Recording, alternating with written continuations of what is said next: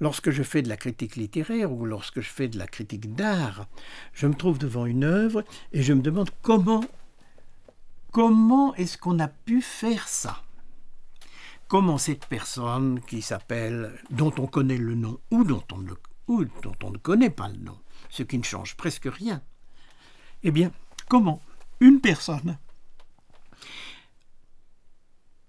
en est-elle venue à faire une œuvre de ce genre, une œuvre qui m'intéresse tellement? Et donc, si je sais pourquoi cette personne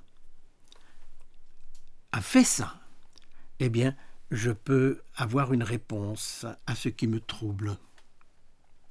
Vous voyez, l'origine de l'œuvre d'art, alors c'est une conscience d'un manque, d'un trouble, mais aussi l'apparition de quelque chose, d'une qualité extraordinaire, de quelque chose de profondément salvateur.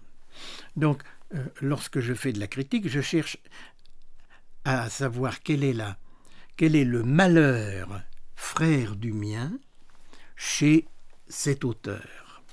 Qu'est-ce qu'il a mis en marche? Et puis, qu'est-ce qu'il a réussi à m'apporter? Bon. Et ce qu'il a fait lui a permis de survivre en lui apportant quelquefois une notoriété, mais pas forcément. Il y a des gens qui ont été presque complètement méconnus de leur vivant et qui pourtant sont pour nous extraordinairement importants. Donc, mais leur œuvre leur a permis de survivre. Prenons l'exemple de Vincent van Gogh.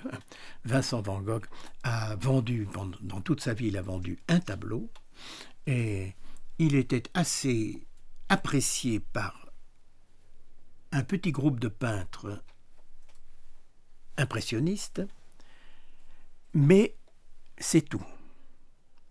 Et pourtant, il y a dans son œuvre une énergie et une générosité extraordinaire.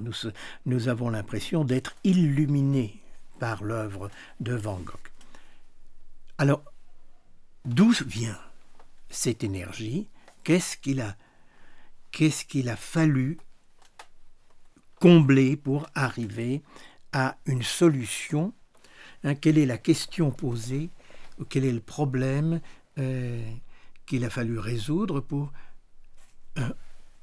pour arriver à une solution aussi magnifique et aussi précieuse pour nous?